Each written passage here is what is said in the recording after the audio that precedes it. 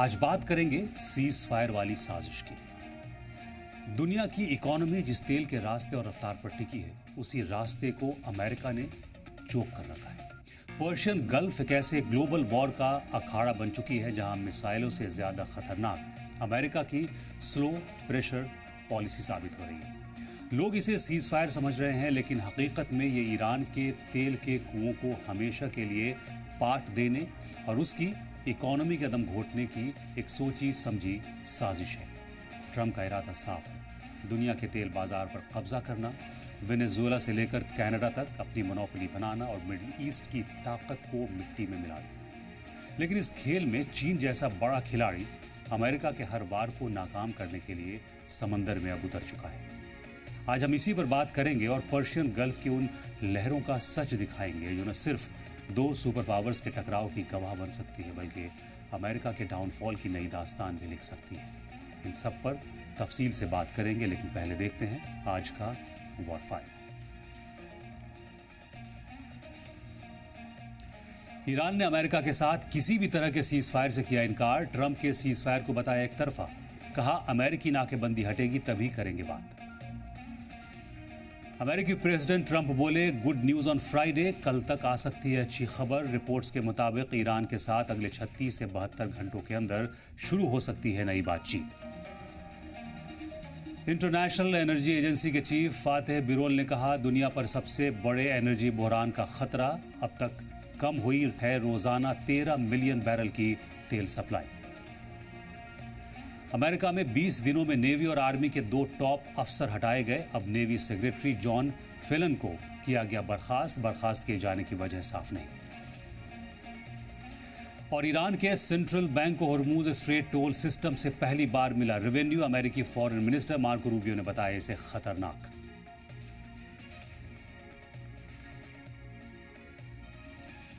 आज बात cease fire वाली साजिश की।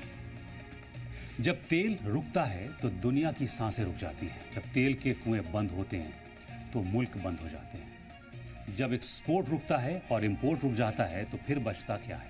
सिर्फ हंगामा, केओस, खलफशार, महंगाई और तबाही। और ये तबाही आ रही है दुनिया के सबसे खतरनाक रास्ते 33 मील चौड़े स्ट्रेट ऑफ हॉर्मूज से। रोजाना इस संकरे रास्ते से गुजरता है दुनिया का 20 से 30% तेल। सऊदी अरब, यूएई, कतर, कुवैत, इराक, सब का तेल और साथ ही ईरान का भी तेल। लेकिन अब एक नया खेल शुरू हुआ है। डोनाल्ड ट्रंप का मैक्सिमम प्रेशर कैंपेन अब स्लो प्रेशर बन गया है, और वो भी सीज फायर की चाल के साथ। दुनिया शायद इस सीज फायर को अमेरिका की हार मान रही है, लेकिन ये अमेरिका की एक बेहद खतरनाक साजिश है। पहले ट्रंप का ये पोस्ट देखिए। इस पोस्ट में ट्रंप लिखते हैं ईरान नहीं चाहता कि स्ट्रेट ऑफ हॉर्मूज बंद हो।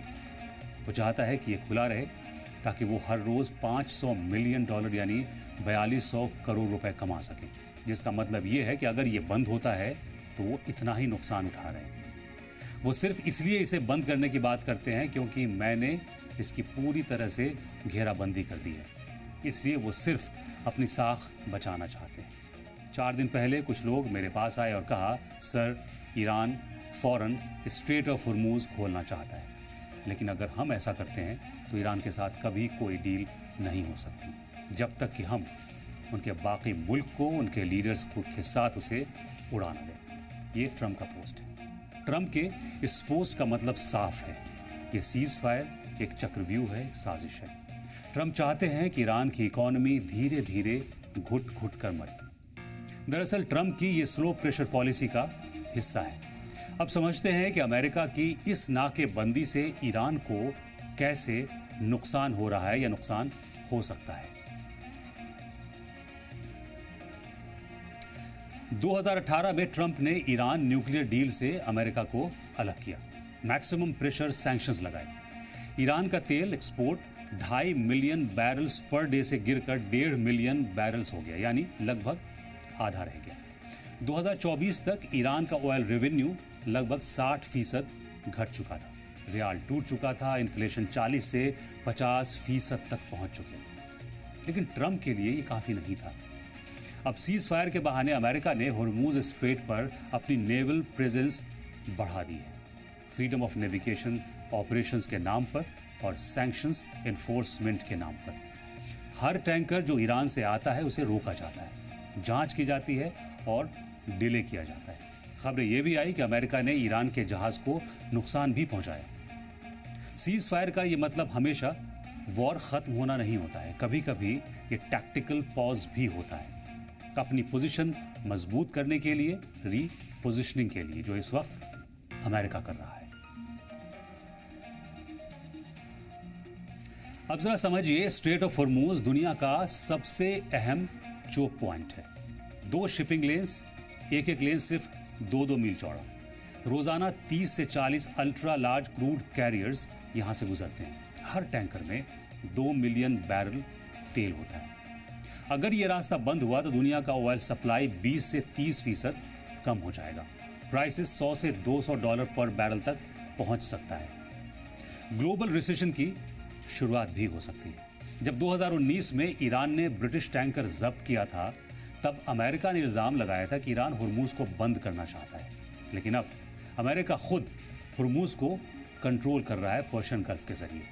सैंक्शंस एनफोर्समेंट के नाम पर हर ईरानी टैंकर यूएस नेवी की निगरानी में हुर्मुज पार कर रहा है। यूएई के फुजैरा पोर्ट पर अमेरिकी इंटेलिजेंस की मौजूदगी है और ओमान के कोस्ट पर भी रडार इंस्टॉलेशंस भी हैं। अमेरिका ने हुर्मुज को एक ऐसे पिंजरे की शक्ल दे दी है जो अमेरिका की कैद में है और ऐसे में ईरान का तेल बाहर नहीं निकल पा रहा। खुजिस्तान प्रोविंस, जो ईरान का ऑयल हार्टलैंड है, यहां से 80% तेल निकलता है ईरान का। यहां पंप रोजाना 3 से 4 मिलियन बैरल्स तेल ऊपर खींचता है कुएं से। लेकिन सवाल यह है कि यह तेल अब जाएगा कहां? ईरान की टोटल स्टोरेज कैपेसिटी लगभग 50 से 60 मिलियन बैरल्स का है। तो अगर एक्सपोर्ट रुकता है तो फिर क्या होगा? तो समझिए, पहले हफ्ते में स्टोरेज 60% होगा, दूसरे हफ्ते वो बढ़कर 75% हो जाएगा, तीसरे हफ्ते में वो 90% होगा और चौथे हफ्ते 100%, यानी 1 महीने में स्टोरेज फुल हो जाएगा। और जब स्टोरेज फुल हो जाता है तो ये पंप जैक को रुकना पड़ता है। लेकिन ये सिर्फ एक पंप जैक नहीं रुकता, पूरा ऑयल फील्ड रुकता है। इसे ऐसे समझिए कि ऑयल रिजर्वॉयर एक ऐसा सिस्टम है कि जब आप प्रोडक्शन बंद करते हैं तो रिजर्वॉयर प्रेशर ड्रॉप हो जाता है और तेल के कुएं में पानी घुसने लगता है, जिसकी रिकवरी बहुत मुश्किल है, बल्कि नामुमकिन है, और कुआं हमेशा के लिए खत्म हो जाता है। यहां यह समझना भी जरूरी है कि ईरान के ऑयल फील्ड्स बहुत पुराने हैं, लगभग 50 से 60 साल पुराने। अगर ये बंद हुए तो रीस्टार्ट करने में महीनों नहीं बल्कि बरसों लगेंगे। कुछ तेल के कुएं तो हमेशा के लिए बंद भी हो जाएंगे। कुएं का हमेशा के लिए बंद होना मतलब प्रोडक्शन हमेशा के लिए खत्म और रेवेन्यू का परमानेंट लॉस। अब ये भी समझिए कि अगर तेल एक्सपोर्ट बंद होता है, यानी तेल बाहर नहीं जा रहा, तो इसका सीधा असर ईरान के इंपोर्ट पर होगा, वो भी बंद हो जाएगा। ईरान की करेंसी रियाल पहले से ही कमज़ोर है। सैंक्शंस की वजह से स्विफ्ट एक्सेस बंद है, इंटरनेशनल बैंकिंग बंद है। ईरान बहुत हद तक इंपोर्ट पर डिपेंड रहता है। अनाज 30% इंपोर्ट करता है ईरान। फार्मास्यूटिकल्स का raw materials, auto parts, machinery और रिफाइंड प्रोडक्ट्स भी इंपोर्ट करता है। तो जाहिर है, जब एक्सपोर्ट नहीं होगा तो रेवेन्यू नहीं आएगा, जब इंपोर्ट नहीं होगा तो सामान की किल्लत होगी, जब सामान की किल्लत होती है तो कीमत बढ़ती है, आसमान छूती है, जब कीमत बढ़ती है तो इन्फ्लेशन होता है, और जब इन्फ्लेशन बेकाबू हो जाए तो फिर हाइपर इन्फ्लेशन होता है, जो हमने चंद सालों में वेनेजुएला और जिम्बाब्वे के हालात देखे हैं। हाइपर इन्फ्लेशन के बाद मुल्क में इंतशार फैलता है, क्योस बढ़ता है, अनरेस्ट होता है और फिर रिजीम पर खतरा मंडराने लगता है। और यही है ट्रंप के सीज फायर वाली साजिश का खतरनाक और खौफनाक सच। अब सवाल यह है कि अगर अमेरिका ने पर्शियन गल्फ में अपने बेड़े लगाकर पहरेदारी बिठा दी है तो क्या पूरी दुनिया देखती रहेगी? तो ऐसा नहीं है। पर्शियन गल्फ में अमेरिका के इस ब्लॉकेट को चीन जैसे बड़े खिलाड़ी चुनौती देने के लिए पूरी तरह तैयार बैठे हैं। चीन की इकोनॉमी तेल पर टिकी है और ईरान उसका सबसे भरोसेमंद साथी है, इसलिए वो किसी भी कीमत पर नहीं चाहेगा कि ईरान का ऑयल प्रोडक्शन या ऑयल सप्लाई मुतासिर हो। इसीलिए जब चीन के बड़े ऑयल टैंकर ईरान से क्रूड ऑयल भरकर पर्शियन गल्फ के रास्तों से गुजरते हैं तो वहां अमेरिकी नेवी के साथ टकराव के हालात पैदा हो जाते हैं।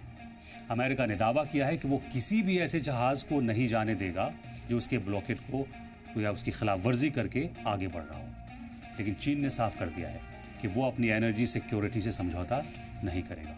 अमेरिकी ब्लॉकेट के बाद अमेरिकी कोस्ट गार्ड और नेवी ने पर्शियन गल्फ के आसपास कम से कम 12 ऐसे छोटे और मीडियम शिप्स को रोकने की कोशिश की है जो चीन की तरफ जा रहे थे। इनमें से 5 जहाज़ों को जांच के बहाने रोका गया, लेकिन चीन के सख्त रुख और उसकी अपनी नेवी की मौजूदगी की वजह से अमेरिका उन्हें लंबे वक्त तक रोक नहीं पाया।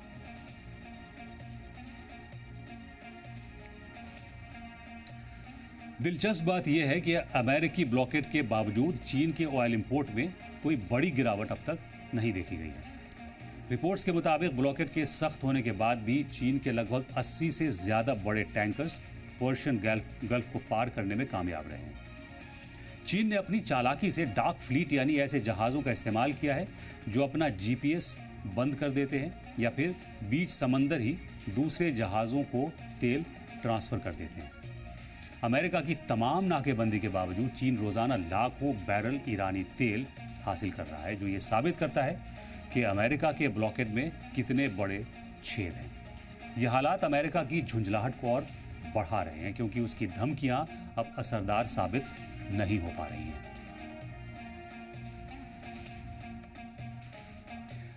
अब दुनिया की नजरें इस बात पर टिकी हैं कि चीन अगला कदम क्या उठाता है। चीन अपनी नेवी को पर्शियन गल्फ में और ज्यादा एक्टिव कर रहा है ताकि उसके कमर्शियल वेसल्स को सिक्योरिटी मिल सके। जब चीन का कोई बड़ा टैंकर वहां से गुजरता है और अमेरिकी वॉरशिप उसे रोकने की कोशिश करते हैं तो दोनों सुपर पावर के बीच तनातनी अपने शबाब पर पहुंच जाती है। अभी तक कोई बड़ी सीधी जंग तो नहीं हुई है, लेकिन दोनों तरफ से रडार लॉक करने और वार्निंग देने की नौबत आ जाती है। अमेरिका के इस अड़ियल रवैये ने मिडल ईस्ट के पानी को एक बारूद के ढेर में बदल दिया है, जहां छोटी सी चिंगारी भी 2 सुपर पावर के बीच सीधे टकराव का आगाज कर सकती है। अगर अमेरिका की ये दादागिरी और पर्शियन गल्फ में जहाज़ों का रास्ता रोकने का सिलसिला इसी तरह जारी रहता है तो वो दिन दूर नहीं जब चीन के पास एक सीधी और बड़ी जंग में उतरने के अलावा और कोई दूसरा रास्ता नहीं बचेगा, क्योंकि 21वीं सदी में किसी भी मुल्क के लिए उसकी एनर्जी सिक्योरिटी सबसे पहली तरजीह होती है और चीन जैसा सुपर पावर मुल्क अपनी इकोनॉमी का ग्राफ तेल की कमी की वजह से गिरते हुए चुपचाप नहीं देख सकता। वजह भी वाजिब है कि चीन जैसा ताकतवर मुल्क अमेरिका की बिला वजह ज्यादतियाँ क्यों बर्दाश्त करे। चीन की लीडरशिप इस बात को अच्छी तरह समझती भी है कि अगर उसने आज अमेरिका के सामने घुटने टेक दिए तो मुस्तकबिल में उसके हर कारोबारी रास्ते को इसी तरह बंद कर दिया जाएगा। इसलिए पर्शियन गल्फ में बढ़ती ये तनातनी अब सिर्फ जहाज़ों को रोकने तक महदूद नहीं रह गई है। अगर अमेरिका ने अपनी जिद नहीं छोड़ी और चीन के टैंकर्स के रास्ते में इसी तरह मुश्किलें खड़ी नहीं की तो पर्शियन गल्फ की लहरें बहुत जल्द 2 सुपर पावर के खून से लाल हो सकती हैं।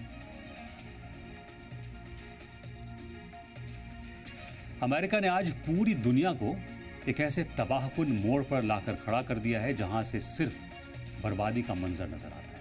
अपनी एक्सपेंशन पॉलिसीज और बेतहाशा लालच की वजह से डोनाल्ड ट्रंप अब पूरी दुनिया के लिए एक नासूर बन चुके हैं। पर्शियन गल्फ में जिस तरह से अमेरिका ने ब्लॉकेड यानी जहाज़ों की आवाजाही को रोकने का खेल शुरू किया है उसका मकसद सिर्फ सिक्योरिटी नहीं बल्कि पूरे मिडल ईस्ट को माशी तौर पर यानी इकोनॉमिकली उसे तबाह करना है। अमेरिका की ये सोची समझी साजिश है कि अरब देशों की मईशत यानी उनकी इकोनॉमी की रीढ़ को इस तरह तोड़ दिया जाए कि वो कभी दोबारा सिर न उठा सकें।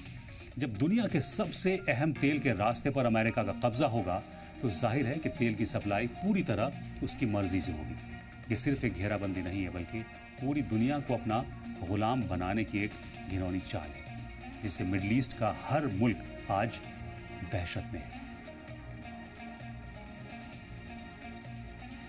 इस पूरी साजिश के पीछे ट्रंप और उनकी टीम की एक बहुत बड़ी और खतरनाक प्लानिंग काम कर रही है। उनका मकसद ये है कि मिडिल ईस्ट के बाजार को पूरी तरह से खत्म कर दिया जाए, ताकि दुनिया के पास तेल खरीदने के लिए सिर्फ अमेरिका और उसके अलाइज का ही ऑप्शन बचे। जब पर्शियन गल्फ से तेल निकलना बंद होगा या बेहद मुश्किल हो जाएगा, तो यूरोपियन मुल्क जो अभी तक अरब मुल्कों और रूस पर डिपेंडेंट थे, वो बुरी तरह फंस जाएंगे। ऐसी सूरत में अमेरिका और कनाडा उनके सामने इकलौते सप्लायर बनकर उभरेंगे और यूरोप को मजबूरन अपनी ज़रूरतों के लिए वॉशिंगटन की तरफ हाथ फैलाना पड़ेगा। ये अमेरिका की पुरानी फितरत रही है कि पहले वो क्राइसिस पैदा करता है और फिर खुद ही उसका हल बनकर सामने आ जाता है, ताकि दुनिया उसकी मुट्ठी में रहे। अगर हम ऑयल रिजर्व पर गौर करें तो अमेरिका की नज़रें दुनिया के हर उस कोने पर है जहां जहां तेल है। वेनेजुएला इसकी सबसे बड़ी मिसाल है, जहां दुनिया का सबसे बड़ा ऑयल रिजर्व मौजूद है। अमेरिका ने अपनी साजिशों के जरिए वेनेजुएला की हालत ऐसी कर दी कि वहां का तेल अब सीधे तौर पर अमेरिकी मफाद के इर्द गिर्द घूम रहा है। वो वेनेजुएला के रिसोर्सेज पर अपना कंट्रोल जमा चुका है, ताकि मार्केट में उसकी मोनोपोली बनी रहे। वहीं दूसरी तरफ ट्रंप बार बार कनाडा को भी कंट्रोल करने की धमकियां देते रहते हैं। कनाडा के पास भी ऑयल रिजर्व्स हैं और अमेरिका चाहता है कि नॉर्थ अमेरिका का ये पूरा इलाका एक ऐसी ऑयल बेल्ट बन जाए जिसका रिमोट कंट्रोल ये दुनिया को एक नई तरह की गुलामी की तरफ धकेलने की कोशिश है अमेरिका की।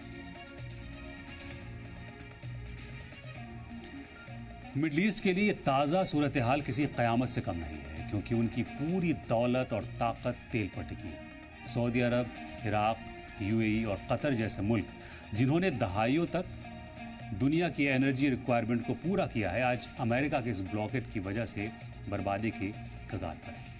ट्रंप की मंशा एकदम साफ है कि वो अरब मुल्कों को इतना कमज़ोर कर देना चाहते हैं कि वो अपनी शर्तों पर तेल बेचना बंद कर दें और अमेरिकी इशारों पर नाचें। यह अरब देशों की सॉवरेनिटी पर सीधा सीधा हमला है। जब तेल के टैंकर्स को समंदर के बीच में ही रोक दिया जाएगा, तो ख़रीदार मुल्क डर की वजह से मिडिल ईस्ट से नाता तोड़ लेंगे और अमेरिकी बाजार की तरफ भागेंगे। यही वो डिपेंडेंसी अमेरिका पैदा करना चाहता है, ताकि वो पूरी दुनिया की तिजोरी की चाबी अपने पास रख सके।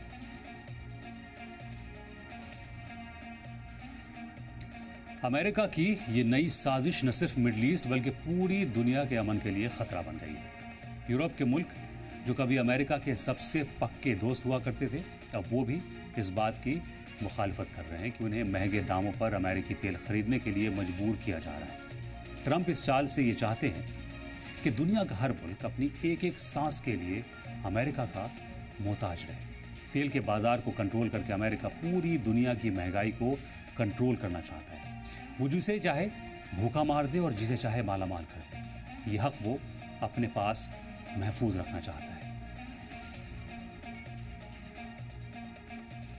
इस ब्लॉकेट का सबसे खतरनाक पहलू ये है कि सिर्फ माशी नहीं बल्कि ह्यूमन क्राइसिस भी पैदा कर रहा है अमेरिका। मिडिल ईस्ट के वो मुल्क जो अपनी तरक्की के लिए तेल की सप्लाई पर डिपेंडेंट थे, वहाँ बेरोजगारी और अनार्की फैलने का डर है, खतरा है। अमेरिका ने जानबूझकर ऐसा माहौल बनाया है कि पूरी दुनिया में ये मैसेज जाए कि मिडिल ईस्ट अब सेफ नहीं है, महफूज नहीं है। जब खरीदार वहाँ से मुंह मोड़ेंगे तो उन मुल्कों की मईशत यानी इकोनॉमी ताश के पत्तों की तरह ढह जाएगी। ये एक मॉडर्न डे वॉरफेयर है, जिसमें मिसाइलों से ज़्यादा असरदार ब्लॉकेट और सैंक्शन साबित हो रहे हैं। अमेरिका ने दुनिया के सामने खुद को एक ऐसी ताकत के तौर पर पेश किया है जो अपनी ताकत के नशे में किसी का भी घर उजाड़ने को हर वक्त तैयार है। वेनेजुएला की मिसाल ये बताने के लिए काफ़ी है कि अमेरिका की भूख कितनी बड़ी है।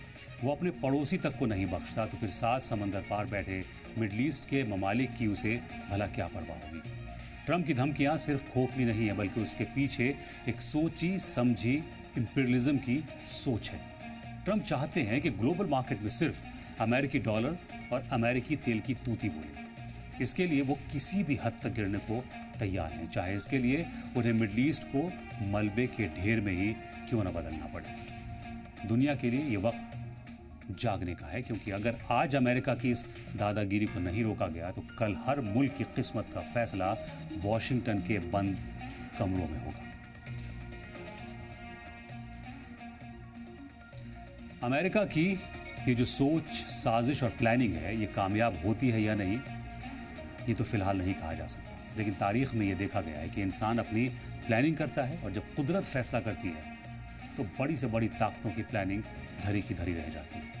पर्शियन गल्फ का ये ब्लॉकेट अमेरिकी डाउनफॉल की शुरुआत भी साबित हो सकती है, क्योंकि जब दुनिया के पास खोने के लिए कुछ नहीं बचेगा तो वो इस जुल्म के खिलाफ एक होकर खड़ी होगी। चीन, रूस और मिडल ईस्ट के ममालिक का बढ़ता हुआ तालमेल इस बात का सबूत है कि अब अमेरिका की लाठी ज़्यादा दिनों तक नहीं चलेगी। दुनिया तेल का ऑप्शन भी तलाश लेगी और नए बाजार भी, लेकिन अमेरिका ने जो भरोसा खोया है और जो तबाही मचाई है उसकी भरपाई कभी नहीं हो पाएगी।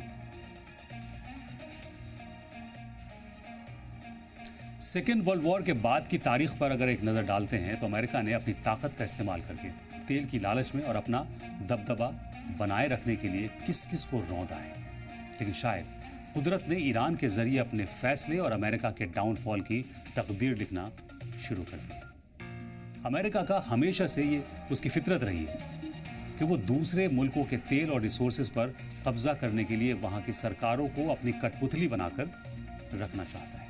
इसी लालच में उसने इराक जैसे हंसते खेलते मुल्क को खंडहर में तब्दील कर दिया। साल 2003 में अमेरिका ने ये झूठ फैलाया कि इराक के पास तबाही फैलाने वाले खतरनाक केमिकल वेपन्स हैं और इसी बहाने वहाँ अपनी फौजें उतार दी। सद्दाम हुसैन का तख्ता पलट किया, उन्हें फांसी पर चढ़ा दिया और बाद में अमेरिका ने वहाँ के तेल के कुओं पर अपनी पकड़ मजबूत की। लेकिन इस जंग में लाखों बेगुनाह इराकी मारे। पूरा मुल्क आज भी उस बर्बादी से उबर नहीं पाया है। इराक के बाद सीरिया के हालात भी अमेरिका की इसी गंदी सियासत का शिकार हुए, जहां उसने हुकूमत के खिलाफ बगावत को हवा दी। अमेरिका ने वहां की चुनी हुई सरकार को गिराने के लिए बागी गुटों को पैसा और हथियार और ट्रेनिंग मुहैया कराई, जिसकी वजह से सीरिया एक कभी न खत्म होने वाली जंग के मैदान में तब्दील हो गया। सीरिया की तबाही के पीछे अमेरिका का मकसद सिर्फ वहां के स्ट्रेटेजिक रास्तों पर कब्जा करना है और रूस के असर को कम करना था। इस आग में सीरिया की पूरी नस्ल बर्बाद हुई, लेकिन अमेरिका को इससे कोई फर्क नहीं पड़ा, क्योंकि उसकी नजरें तो सिर्फ वहां के रिसोर्सेज पर थी।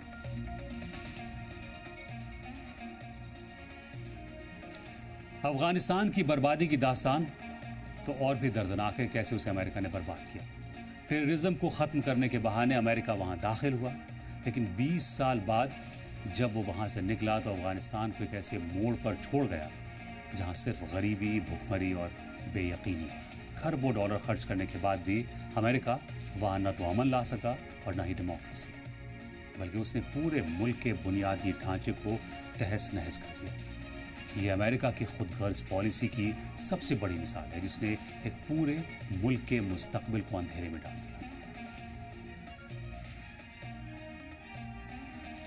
लीबिया की कहानी भी कुछ अलग नहीं है।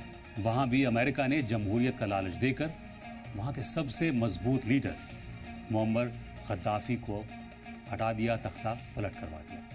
नेटो के साथ मिलकर अमेरिका ने लीबिया पर हवाई हमले किए और वहां के बागी गुटों को इतना उकसाया कि उन्होंने अपने ही मुल्क को आग लगा दी। गद्दाफी के दौर में लीबिया अफ्रीका का सबसे अमीर और खुशहाल मुल्क माना जाता था, लेकिन अमेरिका की दखलंदाजी के बाद वहाँ तेल के लिए कबीलाई जंगें शुरू हो गई और आज लीबिया के लोग अपने किए पर सिर्फ रो रहे हैं और रो ही सकते हैं। यमन के मामले में तो अमेरिका ने जब्र की सारी हदें पार कर दी। यमन में उसने अपनी हवस को पूरा करने के लिए एक भयानक खाना जंगी यानी सिविल वॉर को बढ़ावा दिया। यमन में खाना जंगी के बाद सबसे बड़ा ह्यूमन क्राइसिस पैदा हो गया। यहाँ बच्चे भूख से मर रहे हैं और बीमारियों के इलाज के लिए अस्पताल तक नहीं है यमन में। अमेरिका ने यमन के समंदरी रास्तों और वहाँ के बंदरगाहों पर नज़र रखने के लिए इस जंग को जारी रखा ताकि मिडल ईस्ट में उसकी पकड़ कभी ढीली न पड़े। लेकिन अमेरिका की ये तबाही मचाने वाली हवस जब ईरान की दहलीज पर पहुंची तो वहां मामला उलझ गया। ईरान के पिछले कई वर्षों से अमेरिका की हर पाबंदी और हर धमकी को डटकर उसका मुकाबला किया है, जिससे वॉशिंगटन की झुंझलाहट साफ नजर आती है। जब वॉशिंगटन गल्फ में जो ब्लॉकेड अमेरिका ने किया है उसकी आखिरी कोशिश है, लेकिन यही कोशिश उसके सुपर पावर होने के ताज को उछालने की शुरुआत बन सकती है। ईरान ने अपनी ताकत और हिकमत अमली से अमेरिका को यह दिखा दिया है कि हर मुल्क को डराया नहीं जा सकता है। अगर अमेरिका ने ईरान के साथ सीधी जंग की जुर्रत की तो ये उसके डाउनफॉल का आगाज होगा, क्योंकि पूरी दुनिया अब अमेरिका की इस दादागिरी से तंग आ चुकी है। ईरान के जरिए कुदरत अब उस ताकत का हिसाब बराबर करने वाली है जिसने दहाइयों तक अरब मुल्कों के मासूम और बेकसूर अवाम का खून बहाया है। इराक की बर्बादी से लेकर अफगानिस्तान के मलबे तक अमेरिका की तारीख बेगुनाहों के खून और रिसोर्सेज की लूट से भरी पड़ी है। अपनी हवस मिटाने के लिए उसने कभी सीरिया की आग को हवा दी तो कभी लीबिया की खुशहाली को तबाही लिखने वालों को उकसाया। लेकिन आज जब वो ईरान के मैदान में अपनी पुरानी चालें चल रहा है तो उसे ये समझना होगा कि वक्त हमेशा एक सा नहीं रहेगा। ट्रंप की ये घेराबंदी, तेल के जहाज़ों को रोकना और मिडल ईस्ट को डराने की कोशिशें दरअसल अमेरिका की उस बौखलाहट का सबूत है जो उसे अपनी ढलती ताकत की वजह से हो रही है। जब चीन की जिद और रूस का इरादा अमेरिका की दादागिरी से टकराएगा तो समंदर का ये पानी लाल रंग में बदल सकता है। ये ब्लॉकेड ईरान की हार नहीं बल्कि उस जुल्म के खात्मे की शुरुआत है जिसने दहाइयों तक दुनिया को दहशत में रखा। और फैसला व्हाइट हाउस और पेंटागन के बंद कमरों में नहीं बल्कि उन मुल्कों के हौसलों से होगा जिन्होंने अब झुकने से साफ इनकार कर दिया और अमेरिका का ताज खतरे में है। सब ताज उछाले जाएंगे, सब तख्त गिराए जाएंगे। हम और आप एक बेहतर कल की उम्मीद कर सकते हैं। बहरहाल आप अपना और अपनों का ख्याल रखें एंड थैंक्स फॉर वॉचिंग।